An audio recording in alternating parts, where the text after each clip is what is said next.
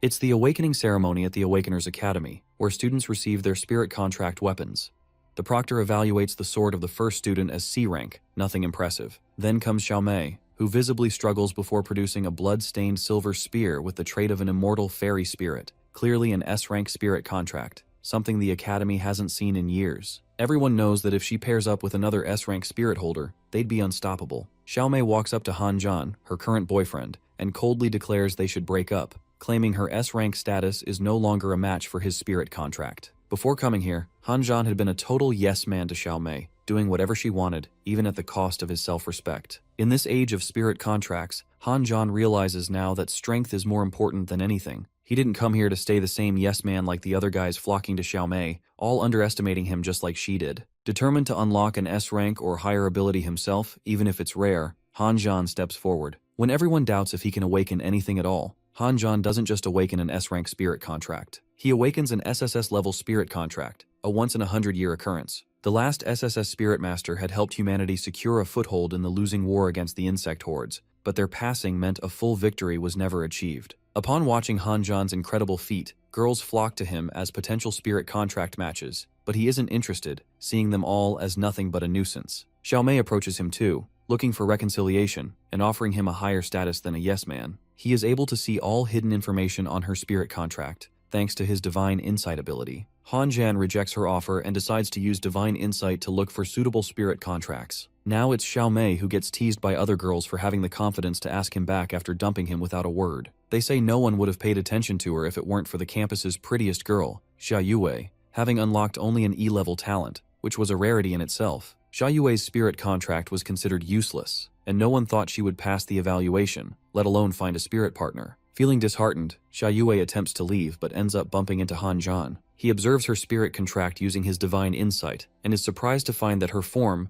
Fuxi Qin, one of the 10 ancient divine artifacts, is somehow a mere E rank. She immediately apologizes, but Han Zhan simply behaves sympathetically and invites her to become his exclusive spirit contract, which surprises her and everyone around them. They all think he's crazy for supposedly demoting his own rank by doing so. Even the principal of the academy, Chen Guanpu, interjects, warning him not to take the matter lightly because of attraction, and reminding him that he's destined to be humanity's savior. Suddenly, Zhao Hu, Xiaomei's godfather and the guardian of Deep Blue City, shows up and accuses Han Zhan of bullying his goddaughter using his SSS rank. He threatens him with his influence, saying he'll make sure no one forms a contract with him for his arrogance. Han Zhan isn't fazed and asks if his goddaughter is even worthy, which angers both of them. Zhao Hu attempts to hit him but is stopped by the principal, who reminds him of Han Zhan's SSS rank. Zhao Hu only lets him go on the condition that he forms a contract with Xia Yue only, and not anyone else with a higher rank. Han Zhan accepts the punishment happily and asks Xia Yue to come with him to form the spirit contract.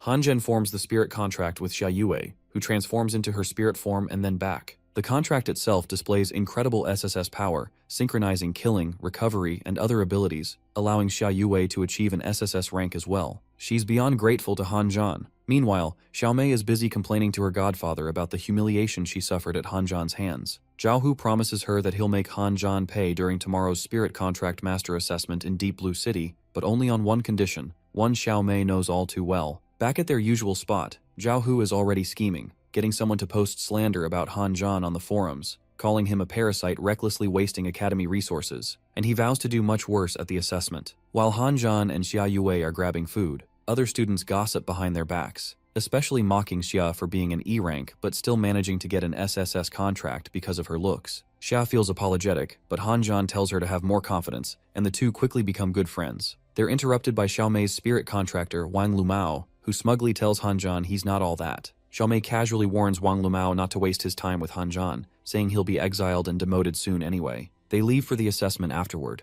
The proctor announces the start of the assessment and its rules. Each stage has different difficulty levels, and passing even one stage means success. Xiaomei and Wang Lumao go first, facing a 7th difficulty black moth bug. Xiaomei transforms into her blood-stained silver spear, and Wang Lumao uses it to strike 3 times before finally stabbing the moth dead. The crowd cheers at how easily the S-level contract takes down the black moth, showing off its power. The district heads watching the assessment from their room aren't all that impressed though. The first district head says their struggle shows they're inferior even to laborers, while the second district head, Lin Jingxuan, thinks Xiaomei should have killed the moth in a single strike. Failing to do so suggests her spiritual power is weak due to a lack of discipline in her daily life. which Zhao Hu's expression somewhat confirms. Xiao Mei's team breaks the previous difficulty 6 record, and now everyone's itching to see what Han Zhan will do after supposedly demoting himself. Han Zhan and Xia Yue step into the battleground. The door opens, revealing a difficulty 1 test, yet it comes with 10 black moth bugs to defeat. Han Zhan is confused about why a difficulty 1 test has so many bugs. Others are already whispering that this must be a targeted setup, and that Han Zhan deserves it for being foolish enough to contract an E rank. The proctor, clearly approached by Zhao Hu to make the test as tough as possible for Han Zhan, claims that SSS ranks will naturally face tougher trials. Now Han Zhan is standing face to face with the swarm of monsters, which he must defeat. Han Zhan smirks and tells Xia to get to it. She transforms into her Fuxi Qin spirit form, and Han Zhan grabs the instrument and plays a tune with it. The next second,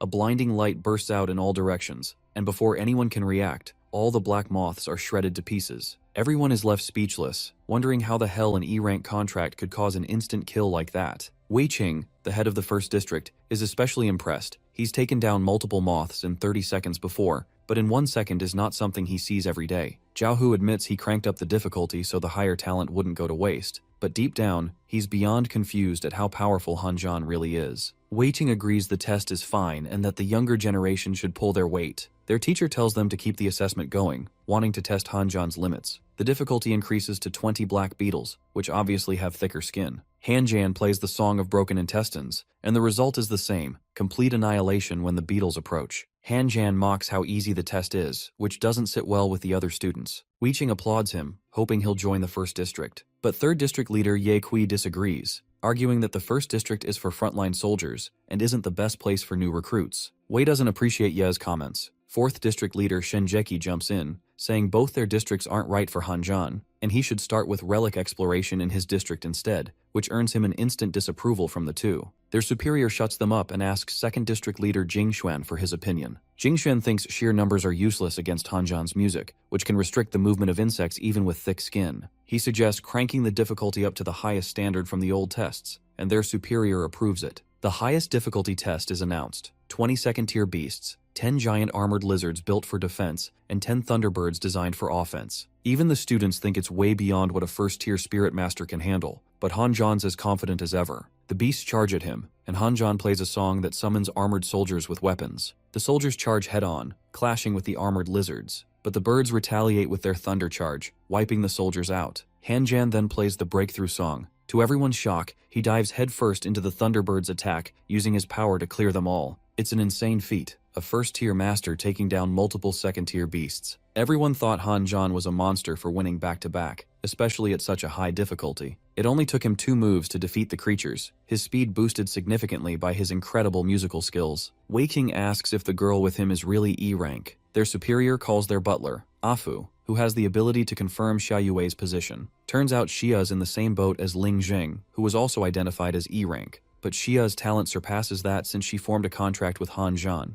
They consider having Ling Zheng meet Han Zhan too. Han Zhan demands for the challenge to continue, much to the proctor's surprise. The level 4 test reveals new beasts, which Han Zhan eliminates with little difficulty once again. Level 5, level 6, 7, 8. Han Zhan plays the tune of destruction on his instrument and clears all of them. The proctor tells him to stop, but Han Zhan refuses, even going as far as taking on the level 10 challenge featuring a 3rd-rank creature. Even Wei Qing didn't go beyond level 9, and he already broke a 100-year-old record. Jing Xuan applauds Han Zhan's talent, even considering bringing him to District 2, but Wei Qing doesn't take that well. The proctor declares that Han Zhan is unlikely to clear level 10 in his worn-out condition, but all Han Zhan asks for is a little time to recover. The rules allow only a 5-minute rest between rounds, and Han Zhan uses that time to play a song that gives him instant recovery. Everyone is amazed by Han Zhan's rare and incredible combination of offense, defense, and recovery, a force to be reckoned with for sure. Wei Qing and Jing Xuan are still bickering over which district Han Zhan will join, their dangerous spirit energy clashing in the process. But then another contender steps in, Liu Jingchun, head of the 5th District, expressing his concerns about a multi-talented spirit contractor being sent to the front lines. He suggests Han Zhan join the 5th District, believing his presence there will greatly reduce the death rate of spirit contractors on the battlefield. Wei and Jing Xuan respond by unleashing even more spirit energy, which their superior disperses with a single punch, breaking up their fight. Their superior is clearly frustrated with the infighting among the 8 major districts of Daxia,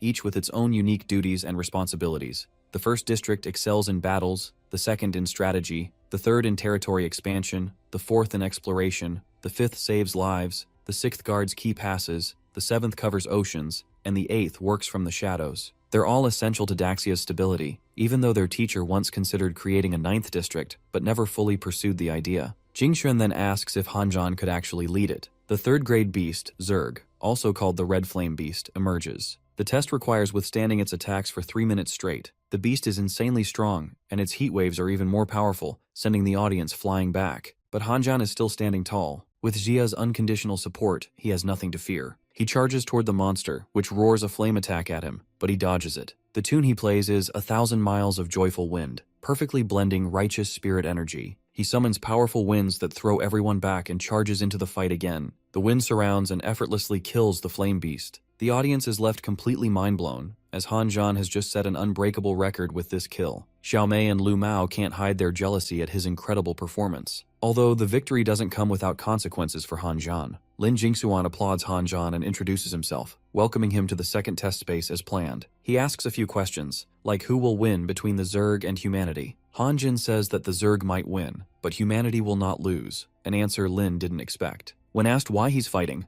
Hanjan says it's to protect humanity from the Zerg's wrath and to restore Daxia's glory. His answer earns him approval from the superior teacher himself this time. Lin introduced him properly as Li Shutong from the legendary Li family, who single-handedly defeated the 3 major Zerg emperors that waged war to overthrow Daxia. Li offers Hanjan to become his disciple. Hanjan is happy to accept the honor, and Li takes a genuine liking to him. Li gifts him a ring made from the bones of the 9th stage Zerg emperor he killed back then. The ring even has storage space. Hanjan senses the terrifying ferocity and aura of the Zerg emperor from the ring, showing how powerful the emperor truly was. The ring Li Shutong gave to Hanjan can easily deter smaller Zergs, but it gets more aggressive against higher-level Zergs. Because of that, Li told Zhan he didn't have to wear it all the time if he didn't want to. But Hanjan wasn't worried about wearing such an important gift constantly, which made Li happy. Meanwhile, Jingxuan got a glare from Li for being too much of a coward to wear his own. In a good mood, Li invites Han and Xia to a meal, figuring they must be tired from their battle. At the place, they happily share a meal with the other senior brothers, introduced by Li as the leaders of the 3rd, 4th, and 5th battlegrounds. Hanjan formally greets them all, and he's now officially a part of their family. Some other brothers, like the 6th and 7th division leaders, were either guarding the border or off overseas. The 8th brother was also missing until, out of nowhere, he shows up behind Hanjan, hands him his number, says to call if he's ever in danger, and leaves immediately, leaving Han curious. Jingxuan presents him with gifts on behalf of all the senior brothers, things like robes and techniques he can use in battles. Their gathering is cut short by Xia Yue's aunt, who's definitely not happy seeing Xia having a good time without her. She tries to hit Xia for denying her authority, but Hanjan steps in and bluntly asks what her deal is. The noisy aunt demands compensation for raising Xia, which infuriates Xia. She's had enough and shouts back. Her aunt, offended by Xia's newfound confidence after passing her assessment, tries to remind her of Niu's uncle's position in the 4th district. But she doesn't just stop there. She even throws shade at Li Shutong, calling him an old geezer and accusing him of being Hanjan's grandfather trying to take Xia away without filling her pockets first. Li definitely doesn't take the geezer comment well, and immediately orders the brothers to make calls to their respective districts. Xia's aunt, still cocky, thinks her connections have her covered. But not long after, she starts getting frantic calls from those very connections, scolding her for causing trouble and cutting ties with her over it. Even that uncle from the 4th district calls to warn her to stay away from Xia and Han. She throws a tantrum, accusing the spirit contract masters of bullying a weak citizen, but Li Shutong shuts her up once he's heard enough. Xia Yue apologizes for the commotion caused by her adoptive aunt. Master Li consoles her and invites her to his house with Hanjan since she has no family. She gratefully accepts, and they continue to dine and chat. Li talks about the 9-grid hot pot, explaining how the different grids are designed for various categories of food. Hanjan is intrigued and asks Li if he can categorize him too, but Li simply says he can't foresee anyone's path and that Han has his own to walk. Hanjan then asks why the companions of the senior brothers aren't present. Jingxuan asks if Han and Xia have slept together yet, explaining that doing so would allow the Spirit Master to gain the replication ability, enabling the companions to fight in both human and material form. Li answers Han's question that the brothers' wives are currently away, fighting on their behalf on the front lines. The brothers also question if Xia is really an E-rank companion. Han confirms it, but adds that he wouldn't have chosen an E-rank companion carelessly if she didn't possess one of the 10 ancient divine artifact spirit forms. He explains that he awakened it using one of his special abilities, which caused her to become SSS rank. Li Shutong warns Hanjan not to mention this ability to anyone else except them, and orders Jingxuan to secure Han and Xia's information with the highest security. One of the brothers reports that Daxia has won a 19th consecutive battle against the insect army, reclaiming 6 lost territories and successfully investigating the causes of the insect outbreaks. Everyone celebrates even more after hearing such good news. Han and Zia head to their new place with a drunken Lee. Han is surprised to find it's located in Deep Blue City, which Lee reveals is his wife's hometown. She died in battle. Lee is saddened by the fact that everyone remembers him as the victor and slayer of 3 emperors in the war, but no one remembers his wife's role in it. He tells Han to value Xia not as a weapon or a spirit contract, but as a human and a great companion. Han promises to take care of Xia. He asks for the name of Lee's wife, saying he'll remember her even if no one else does. Lee says her name was Ling Mei, who killed 2 emperors while he only killed 1. She died before being honored for saving Daxia. Lee sits alone with her photo by his side, watching the moon and reminiscing about the times he spent with her. Han and Xia join him, and seeing them makes Lee happy because they remind him of his bond with Mei. Lee decides to teach Han a technique to protect his loved ones. He teaches Han his most skilled technique that destroys a nearby tree with a single strike. The 8-lock fist technique uses the 8 points in the human body, and unlocking their potential results in a powerful attack. Han masters it immediately. Even Wei Qin, one of the senior brothers, couldn't unlock the points for 6 months, yet Han claims he found them through pure intuition. Lai comes at Han with other combat techniques, supposedly more difficult, throwing Han Zhan back when he gets hit. Lee reminds Han not to get arrogant just because he's a genius, but Lee was definitely enjoying teaching a genius by roughing him up. The next day at Qingteng Academy, Han Zhan is holding his jaw in pain, earning a concerned look from Xia. They're approached by Wang Lumao and his lackeys, who mock him out of jealousy over his victory at the assessment. Han ignores them and heads to the principal's office. He's been ordered to join the Guardian organization and drafted to the front lines of Deep Blue City. The principal sympathizes with Han, probably thinking it's a waste of his talent, but Han doesn't mind. Maybe this is the path he has to walk himself. On his way out,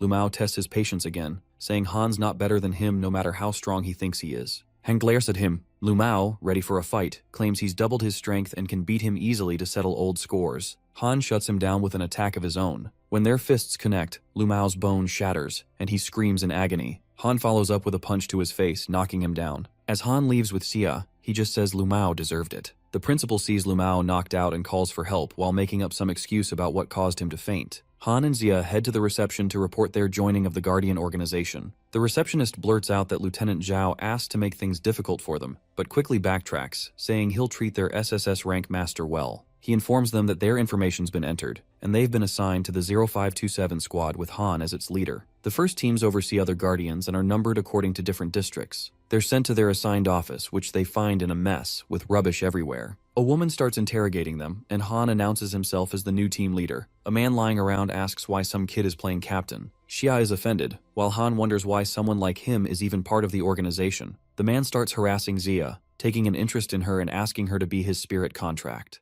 That earns him a punch from Han Zhan. The 2 people already living there are Yifan and Hong Yingwei. Yifan seems just as drunk and useless as the state of the team. Hong Yingwei orders Ivan to deal with the new leader and leaves. Yifan starts rambling about how the team has been at the bottom of the Guardian teams for a while, insisting that Han Zhan wouldn't want to deal with it. But Han Zhan affirms that he's here to fix things. Yifan fires back, saying that in 2 months, when the year ends, the organization will lay off the lowest-ranked teams and send them to the lower district, a barely habitable, chaotic place. He's certain that Team 0527 is doomed to end up there. Again, he tells them both to leave while they still can. Han Zhan knows that Zhao Hu is doing everything he can to force him out. Xia doesn't see much reason to stay either, but Han Zhan is determined to face the problem head-on, especially since Zhao Hu wouldn't leave him alone no matter where he goes. Hong Yingwei also tells them to leave. Han Zhan asks if she really plans to just sit back and accept their fate, calling her by her real name, Bai Shuang, which he figures out using his divine insight ability. She's caught off guard that he saw through her deception.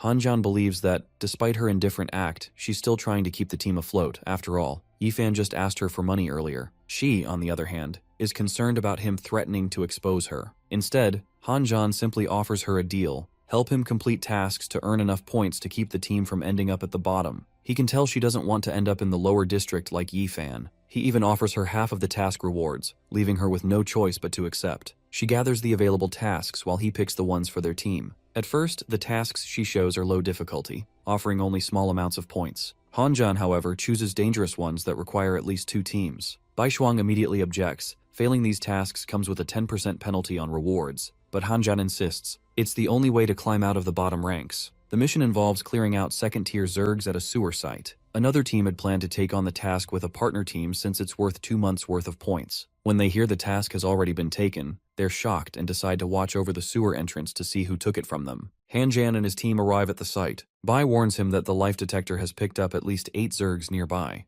Hanjan grabs Xia and rushes in without hesitation, asking Bai to stay. Bai is concerned for him going in alone when the task requires 2 teams. Suddenly, a blast erupts from the sewer tunnel. Alarmed, Bai follows him inside to see what's going on. When Bai Shuang stops and sees Hanjan and Xia standing tall, surrounded by the corpses of the zergs, she's shocked by his abilities. Hanjan notices her and asks her to collect useful materials from the bodies and take the fallen guardians back to the city. Then he simply leaves in triumph. Soon after, the team that was supposed to take on the task arrives and counts 10 dead zergs, killed in a single strike. They wonder what kind of monster could have pulled off such an impossible feat. Zhao gets word of Hanjan's team scoring 350 points with a single task. The news enrages him, seeing that he can't easily mess with him. He asks the informant, Xiao Bei, to make sure all the other teams take on every task and leave none for Team 0527. Li Shutong asks Hanjan if he needs help with Zhao Hu getting in his way. Hanjan politely declines, saying he's more concerned with the Guardians not fulfilling their duties to the organization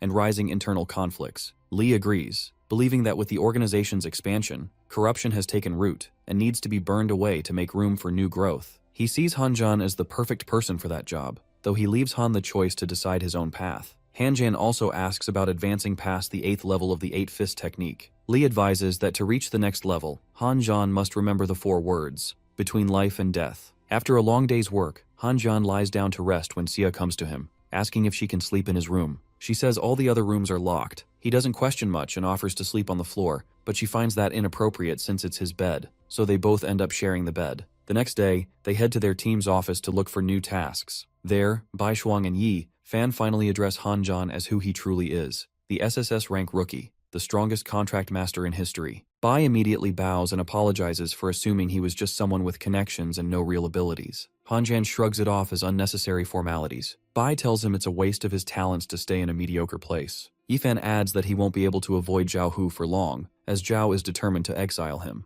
Bai then informs him that there are no tasks left for their team in Deep Blue City, for some strange reason. Hanjan suggests they change their base city and travel to other cities for tasks, though they'll likely encounter high-tier zergs along the way. As Team 0527 travels through the zerg-infested roads, they come across a first-tier zerg, a dead ash fly. Their kind operates in swarms, making their attacks especially deadly. They see a large number of them ahead, foreseeing more destruction. The swarm is following a caravan. Bai Shuang asks the leader if they should help them out. Hanjan immediately gives the signal. Bai takes a sharp turn and speeds toward the caravan. Inside the caravan, one vehicle carries an especially important person from the Shang family, Shang Siding. Her driver, who is protecting her, fails to speed up and escape the swarm. He orders the Shang family guards to execute the sacrifice plan. Siding tries to stop them, feeling guilty, but the guards are already prepared to do anything to protect her. They open fire with guns and bazookas at the swarm, causing a massive explosion. The vehicle carrying Shang Siding narrowly escapes. As she cries out in anger, a loud sound is heard, revealing Hanjan as the source. He's playing a song with the Fuxi Qing that destroys the swarm in one go. Siding and her caretaker are stunned.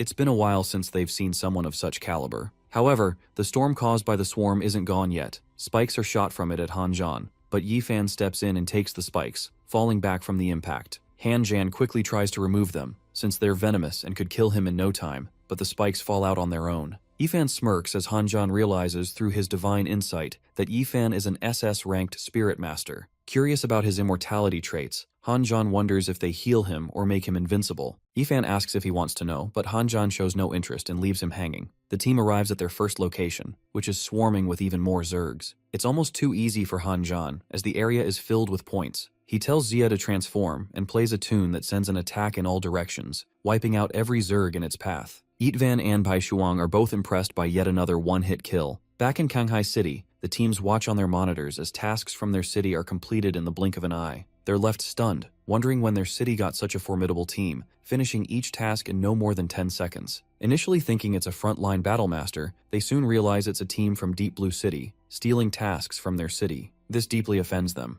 Their leader quickly gathers the first squad and heads out to teach the intruders a lesson. The leader meets with the other City Guardian team leaders, none of whom are happy with this new task bully that has emerged. They decide to join forces and take on the magic tail snake killing task to assert their dominance. But as they turn around, they find the snake has already been killed, right in front of them. The first squad leader is even more enraged and orders someone to find the team and bring them to him. He's soon informed that they've already left after submitting the task, driving off in their black pickup. At the Guardian Organization headquarters, the third-in-command officer, Su, notices a spike in task completions across Deep Blue City, Shanghai City, and the surrounding areas. His assistant informs him that a cycle of task stealing has begun, driven by a team from Deep Blue City. The officer asks him to bring the team's files and then dismisses him. The first two files are marked Top Secret, containing details about Yi Fan and Hong Yingwei, leaving the officer puzzled. When he opens the last file, about the rookie Han Zhan, he finds it's also marked Top Secret, which makes him think there's been a mistake. Just then, he receives an unexpected call from 2nd District Head Jing Xuan,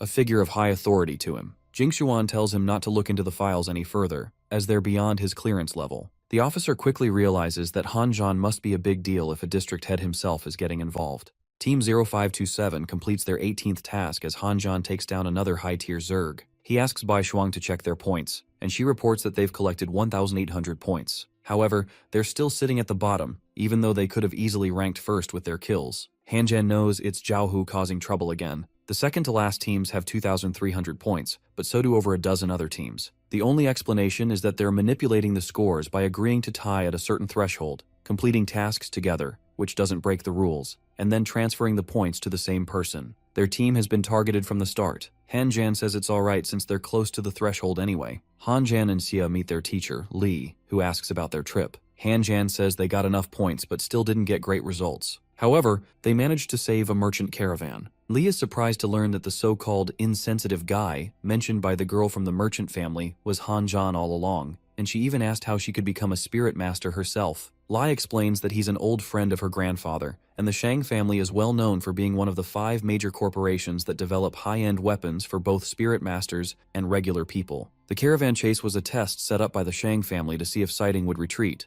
but clearly the plan didn't work out. Han Zhan apologizes for messing things up, but Li assures him that it's all good. The goods they were carrying were actually meant for him in the first place. Li pulls out the gift they contained, breakthrough elixirs for each of them. These elixirs will enhance their stats, including their talents, to higher levels. They both drink them and instantly gain second-tier powers. Xia gains a new divine nature after her breakthrough, which also allows Han Zhan to unlock more zither techniques, along with power surges. Han Zhan gets a call from Bai, who informs him about a new task involving wandering Zergs. A full-grown one is as dangerous as 3 third-tier Zergs. She asks if they should take on the mission. He tells her to meet him in person and leaves with Xia immediately. Lai contemplates the current situation. His butler informs him that Miss Lingjun is currently in Shanghai City but refuses to see Li. Bai Shuang meets up with Han Zhan to hear his decision. Han Zhan thinks it's a great opportunity to surpass other teams, but Bai asks him to reconsider, as even a juvenile wanderer is extremely risky to face. Han Zhan asserts that once the wanderer matures, it could threaten an entire city. Points aren't his priority here. Maintaining peace is. The sky is draped in the black veil, courtesy of the wanderer. It has the power to isolate all perceptions, creating its own domain that is completely separate from the outside world. Anything, whether alive or not, that gets engulfed by it will rapidly age and decay until it's destroyed. A team of guardians is assigned to eliminate it, but additional guardians are also tasked with the mission, as wanderers are incredibly powerful. They wait for the other guardians to show up first, acting as bait. Han Zhan and his team have already arrived. They proceed cautiously into the dark building. Inside, the presence of insectoids is overwhelming. Xia feels like someone is watching them. They can sense the oppressive force of the black veil slowly draining their energy. Previous data suggests they only have half an hour to survive and break the veil from the inside. After that time passes, they're as good as dead. Bai Shuang spots the veil in the form of a black sphere. They just need to break it. Suddenly the ground shifts, attempting to swallow them. Bi is trapped and Yi Fan is caught while trying to save her. Han Zhan tries to help them, but a wall made of living earth blocks his way. This is the second gift of the Black Veil, life-bestowed walls, opposed to the life deprivation it normally causes. Xia suggests they fight together, so they all attack the wall. However, it quickly recovers and stands strong. Suddenly, more walls rise from the ground, surrounding them and trying to trap them inside.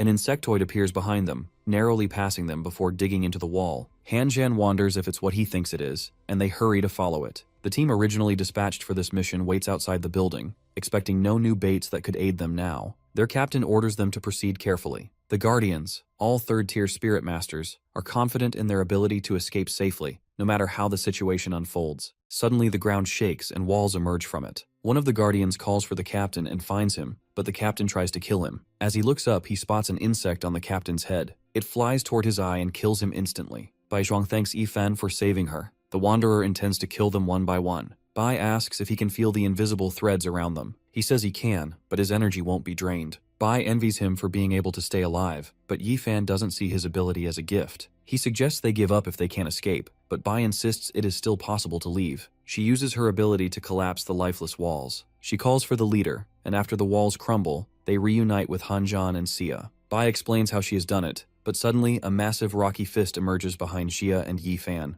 Hanjan quickly destroys it and gets them out of harm's way. A giant rock monster appears, summoned by the Wanderer, sending shockwaves in every direction. They realize they have to destroy the Wanderer's body, which has merged with the dark world after releasing the veil, leaving behind a dark sphere. The monster can only be killed after breaking the sphere. Yifan and Bai decide to cover for their leader, so he can break the sphere. Yifan charges at the monster, taking the hit in his immortal form. He tells Hanjan to hurry, as he can only withstand 6 hits. Hanjan shouts, calling upon the power of the 6 Divine Guardians. The 6 Divine Guardians are summoned, and they unleash their thunderous spirit energy onto the dark sphere, which cracks and disintegrates. Yifan sees that they've won, but Hanjan appears behind him, telling him to run. In front of them stands a fully grown Wanderer, with Bai Shuang by his side, laughing at them. She had disguised the Wanderer with lies and kept him hidden until the right moment to finish them off. Hanjan confirms that she has been parasitized by the eroding worm, judging by the insect shadow he saw in her eyes for the 2nd time. The worm is a 4th-tier insect species that causes brain erosion, taking control of the person's mind. The worm can reproduce on its own, and in Blue Star's history, a 7th-tier guardian was once affected by it, causing massive losses and destruction until he was killed with great effort and resources. This species was supposed to have been eradicated by the 1st District War Zone long ago. Ivan asks Hanjan to escape while he covers him with his immortal form, but Hanjan gets ready to attack. With their slow speed, they can't escape the Black Veil, which has now spread tenfold after absorbing the dead Wanderer. He asks Yifan to buy him some time to play his song and begins healing his wounds. The Wanderer attacks him during this, under Bai's command, but Yifan thwarts the strike. Bai uses her power of lies to make Yifan's immortality appear fake, but Yi punches her away. As he does, the worm emerges from her and attacks his arm, reducing his immortality limit to just 2 uses. He crushes the worm. The Wanderer is impressed and challenges him further by attacking, but Yifan blocks the strike again. Hanjan tells Yue and Yifan to handle the eroding worm while he goes after the Wanderer himself. He opens the first level of the 8 quick fist technique, not expecting to have to unleash his full potential, but knowing he needs to right now, he strikes. The Wanderer narrowly dodges the destructive 8-fist attack, impressed by Hanjan's strength at such a young age. He pulls a sword from his mouth and tests him even more. Hanjan counters the incoming attack with the powerful defense of his gauntlet. The Wanderer wonders why Hanjan possesses the gauntlet that killed one of their Zerg kings a decade ago. It can only be wielded by a strong guardian. Hanjan acknowledges that he might not be the strongest, but he's not fighting a Zerg king either. He charges at the Wanderer with all his strength and they exchange blows, both of them taking hits. The Wanderer thinks that whoever gave Hanjan the gauntlet would surely mourn the loss of his life. Desperate, Hanjan knows he can't win if the Wanderer absorbs the energy of the young one. He wagers his life, now truly understanding the meaning of between life and death. Not wanting to waste time, he unlocks the rest of the 8 fists and attacks with all he's got. He lands a hit in the center of the Wanderer's chest, seemingly destroying him. But the Wanderer reforms himself, and Bai Shuang is nowhere to be found. The Wanderer sends out a chain attack to trap them, then hurls a meteor at them. Ivan, relying on his immortality, blocks the meteor. He tells them to leave, as his immortal strength is now depleted, and he can't hold on for long. Suddenly, a massive fist is summoned from above, using only the power of the 6th of the 8 fists, and it smashes the Wanderer beneath it. Team 0527 is shocked to see Li Shutong come to their aid. Hanjan looks at him with relief before fainting from his injuries. Li instructs the team to take Hanjan back while he stays behind to clean up, which of course involves dealing with the eroding worm. Hanjan wakes up in the city hospital, screaming and worried about his teacher. Xia is relieved to see him finally awake and explains that after he fainted, the teacher started clearing out the eroding worms, but couldn't finish because the queen worm was still missing. They brought him back to the hospital for treatment. Yifan, who had been in the ICU, did his best to hold back the meteor, but his bones were broken in the process. He could have died if it weren't for his immortality ability. Suddenly, a nurse informs them that Yifan has disappeared while he was supposed to be recovering. She adds that the teacher had asked them to clear out the remaining worms on their own. Since Bai Shuang was the key link to the worms, Yifan must have gone to find her. The 4-tier worms can multiply on their own, and the only way to kill them is by taking out the queen worm, as Yifan would know. Additionally, the Guardian organization had deducted 100 points from all teams because the teacher himself had completed the task. The other teams didn't fight on the front lines like they did, so it didn't seem fair. The organization also took the Wanderer's corpse. Lastly, their teacher had said that no one should interfere in this matter. Hanjan understood that the teacher was clearly on their team's side. He and Jia immediately leave to settle things. The teams under Zhao Hu are thrilled to receive the materials from the 4-tier Zerg on his orders, without having to do any work themselves. Han Jian walks in and calls for Zhao Hu to come out. One of Zhao Hu's underlings tries to mess with him, attacking with a knife, but Han Jian shuts him down with a single slap, remarking that he had it coming with his face. The other underlings are stunned and try to record the scene to get him into trouble. The beaten underling attacks again, but Han Jian slams him repeatedly until he's interrupted by Zhao Hu. Zhao Hu asks what his problem is. Han Jian demands an apology for himself and his team. Zhao Hu refuses and orders his underling to send the video to headquarters. However, the reply they get is that it's an internal matter of the organization. The supervisory department doesn't take it seriously either, and even suggests hiring Han Jian for his impressive skills. Zhao Hu throws a tantrum but eventually gives up. Han Jian presses for an apology again, this time demanding the right to take valuable materials from the organization's vault. Zhao Hu thinks the request is unreasonable, but Han Jian assures him that he won't be able to take much with his hands anyway. If Zhao Hu turns him down, it would mean he doesn't want to apologize. Zhao Hu agrees, but on the condition that Han Jian himself goes and only uses his hands. Han Jian accepts, assuring him that he'll only use his hands while glancing at his ring. Zhao Hu and the others are waiting outside the vault while Han Jian is inside. Zhao Hu isn't too worried, since Han is just a recent graduate who probably wouldn't be able to sort through the thousands of items effectively. Even if Han did find some treasures, he wouldn't be able to carry much. Inside the vault, Han Jian uses the treasure appraisal notebook he got from his senior brother to identify valuable items among the countless objects. There are skeletons and cadavers of legendary 3+ tier insects, eternal plants, and a 6-tier crab shell he can use to craft defensive gear. He wants them all, so he takes everything and stores them in his ring. An hour later, Han Jian walks out, looking empty-handed, and leaves with Xia shortly after. Zhao Hu calls the manager to find out how much Han took. At first he hears 5 items. Zhao thinks that's a bit much, but figures they'll get back their payment with interest. However, the manager clarifies that Han actually took 50% of the vault, not just 5 items. Zhao is shocked. If it had been just 1 or 2 items, they might have been able to hide it from the organization. But now, Zhao plans to inform them to ensure he's punished for taking so much. He asks his underling, Xiao Wang, to report it to headquarters, but Xiao Wang tells him he already did. They let Han off with just a "he did well" remark. Zhao is left dumbfounded. Han Jian is certain that this will teach Zhao not to act so arrogantly next time. Suddenly, Xia walks over and with a flirtatious tone suggests they go to bed together. Since Han was injured last time, she says she's worried about losing him and can't let him slip away again. Before anything can happen, they're interrupted by an unknown girl who appears before them, complaining about the noise. Curious about who she is, they find out that she's Lingjun, their teacher's granddaughter. Han Jian checks her spirit abilities and discovers that she's E rank. Her form is the Sheneng Cauldron, one of the ancient divine artifacts. Lingjun then asks if she can take her clothes off, explaining that she wears them for inspiration for her work as a popular online novelist. She asks Xia if she's going to continue what they were doing, and if not, she's happy to take her place. Shai is taken aback and stops her, asking why she's so eager despite not having any emotional connection with Han. Lingjun wonders why Xia thinks that's necessary to form a spirit contract. Xia steps back in realization. Han Jian confirms that Lingjun indeed possesses divinity, and he can help her awaken a second time through a contract. Lingjun is thrilled to hear this and gets right into it. Lingjun jumps at Han Jian after taking off her clothes. He stops her, asking what that has to do with signing the contract. She explains that, as a best-selling author, contracts in her books are always sealed after close contact. They both exhale at her behavior. Han decides to show her how it's actually done. He unlocks her Sheneng Cauldron divine form, and she immediately feels warm from the rush of energy. Her divine form can refine spiritual materials and extract their energy.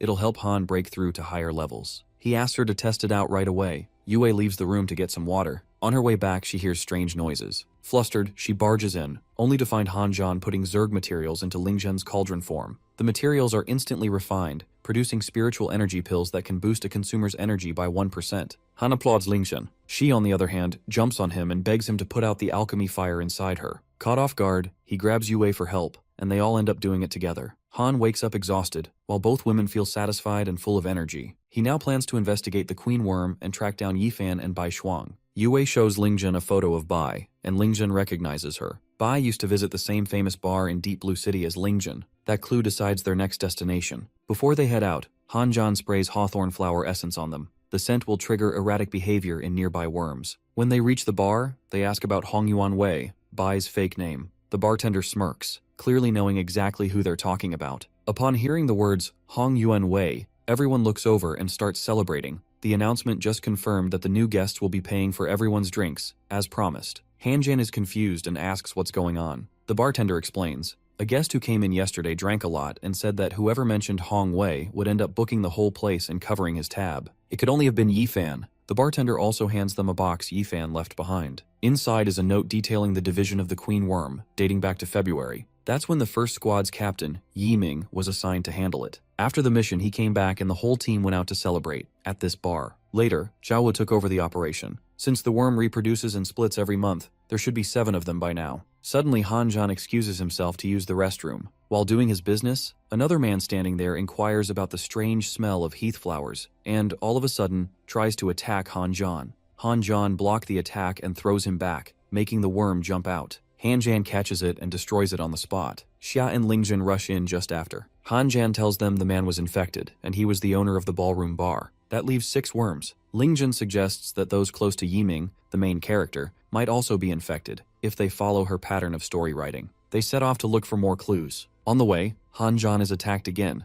this time by another infected person. He defeats him and kills the worm that emerges. Xia recognizes the man as one of Zhao Hu's subordinates. That's when everything falls in place. Everyone infected so far, all have been to this ballroom bar. The worm and Bai Shuang, killed by Yifan, the bar owner. Zhao Hu's subordinate, they're all tied to Zhao Hu, the current first team captain. That had to be where Yifan was heading. Yifan storms into Zhao Hu's office, clearly furious, catching him in the middle of a private session. Yifan accuses Zhao Hu of killing Yiming, usurping his position as first squad captain, using the erosion worm to oppress talented spirit masters and bonders, and then having the nerve to roam around freely afterwards. Zhao Hu recognizes him as Yiming's incompetent brother, and mocks him for coming after him instead of sulking over his girlfriend Bai Shuang's death. Each of them vows to settle the score. Zhao Hu snaps back, saying it was Bai Shuang's own lack of resolve and luck that got her killed. His reinforcements are already surrounding Yifan, and Zhao orders them to execute him for attacking a key member of the Guardians organization. Yifan is caught off guard when they all move in to strike, but their weapons are suddenly destroyed by Han Zhan as he arrives on the scene. Guilty ones accuse first. Han Zhan mocks as he throws them all back. Yifan asks why he came. Apparently, they couldn't just sit back and let the others beat him down. The reinforcements demand to know why Han Zhan is defending the assassin Yifan and obstructing orders. Han Zhan tells them to back off, saying it's a personal matter between him and Zhao. They refuse and try to kill him, but Han Zhan takes them all down effortlessly. Yifan notices that Han Zhan's martial arts have improved a lot in a short time. Zhao Hu tries to escape, but Han Zhan is behind him in an instant. He strikes lethally, forcing the erosion worm out of Zhao and killing it, but it's not the queen worm. Zhao's subordinates gather at the scene, accusing Han Zhan of having the guts to kill a captain when the Guardians organization doesn't hold the highest authority in Deep Blue City, the City Lord does. Han Zhan has walked right into a trap. An hour earlier, in the City Lord's office, his assistant screams in horror as the Queen Worm emerges from the City Lord's head. Sensing more trouble, Han Zhan tells the others to leave immediately and find their teacher for help, while he leaves to deal with the City Lord alone, despite Jia's protests. The City Lord orders Han Zhan's arrest for the assassination of the acting captain of Squad 1 in the Guardians organization. Good for him, Han Zhan took the bait so quickly. Han Zhan leaves the building but is confronted by an old, powerful spirit master who forces him to kneel for killing an important member of the organization. Meanwhile, Li Shutong is in the middle of a meeting with an old friend.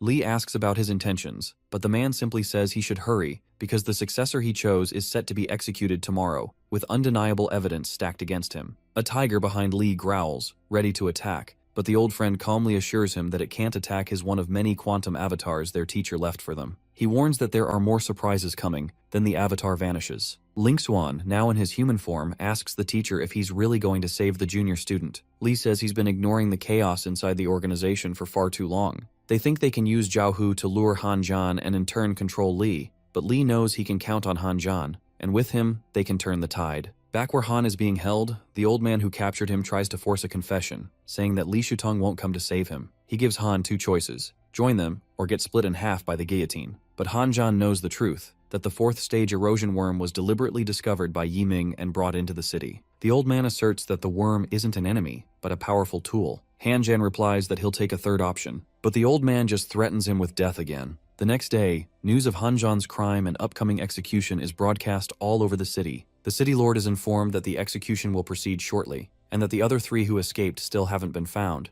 They're likely hiding in their teacher's mansion. He looks down at Han Zhan, wondering how he can stay so calm. Han was ordered to let it happen by the teacher, possibly to set a trap. Around the city, people talk about the SSS-level talent who went rogue, saying he couldn't stand being sent to the organization. The City Lord addresses the people in person. lying that Han Zhan betrayed the city by killing innocents and colluding with the insect tribe. The lie quickly gains public support for the execution, which the Lord finds amusing. He gives the order to proceed. At that exact moment, the guillotine suddenly stops midway, interrupting the execution, much to the city lord's dismay. Right then, Shan Siting of the Shang family shows up and voices her disapproval of the execution. So do Xia, Lingjun, and Yi Fan, as they all take off their disguises. As the mysterious old friend of the teacher proclaims that no one can save Han Zhan now, Li simply replies that it's too early to draw conclusions. The old friend takes that as a challenge and vanishes. Li talks to Shang Siting's grandfather over the walkie-talkie, who tells him they failed to uncover the friend's true identity since he escaped too quickly. He initially suspects old Shang, but Shang isn't happy about being accused. After all, he was the one who sent his granddaughter to stop the execution. As for the organization behind this, Shang refers to a group called Dawnbreak. The public is shocked by the involvement, let alone the Shang family stepping in to stop the execution. Siting proclaims Han Zhan's innocence to the public and how they are being deceived. She shows them footage of Han Zhan proudly defending humanity as a spirit master while fighting off insect monsters. The public watches in confusion,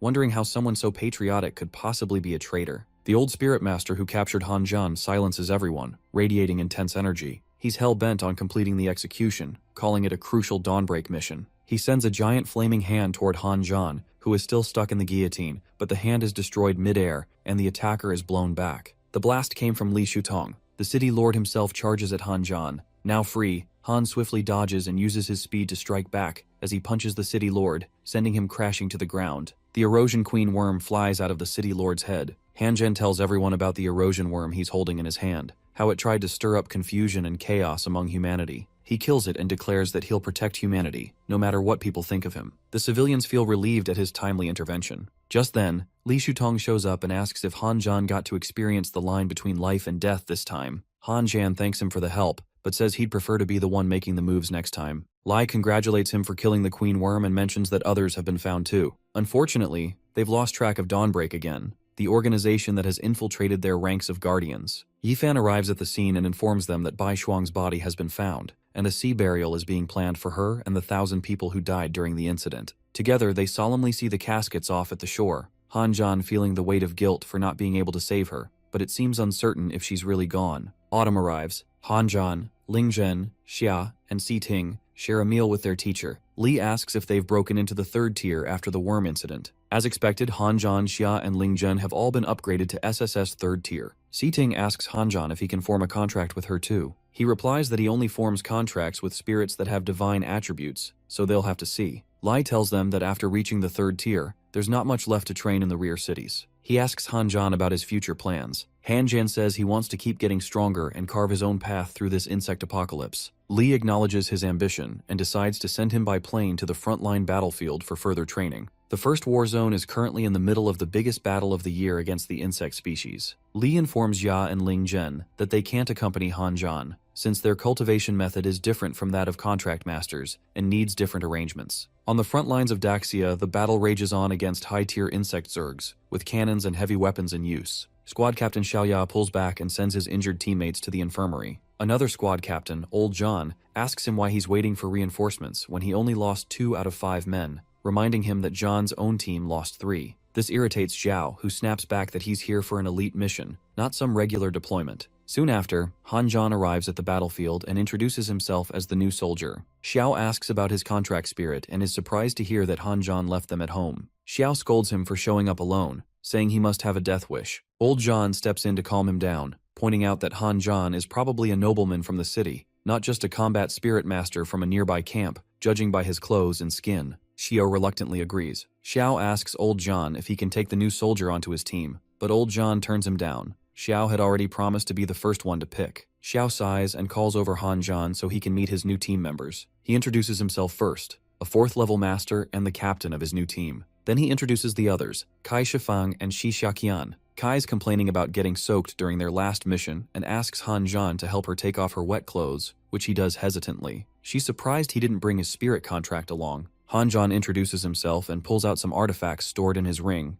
gifts for the team. He gives them all level 6 armor. Kai and Shi are thrilled to receive such valuable gear and quickly start warming up to him. Xiao turns the armor down since he's a mecha operator, but the high-level gifts and the storage ring definitely make him wonder which noble family Han Zhan belongs to. Xiao tells the rest of them to head out while he brings the next task briefing and supplies. As they walk, Hanjan asks about Xiao. The others explain that he lost his spirit contract, Qiling, on the front lines. The war zone reassigned him to mecha duty so he could keep fighting. Nonetheless, Xiao can't stand high-ranking officials who just sit around doing nothing. When Xiao returns with the supplies, he orders them to stop wasting time and get moving. Their mission is the complete extermination of the Izanami Serpent clan. The enemy's reinforcement speed is insane, so even with a battle damage ratio of 100-1, it's still not enough to slow them down. For the longest time, the first war zone was deadlocked against the clan's elite forces. But a month ago, Wei Qing, the head of the first district, managed to shift the tide. He shattered ancient barriers and single-handedly cut through enemy reinforcements, pushing the damage ratio to a terrifying 100,000-1.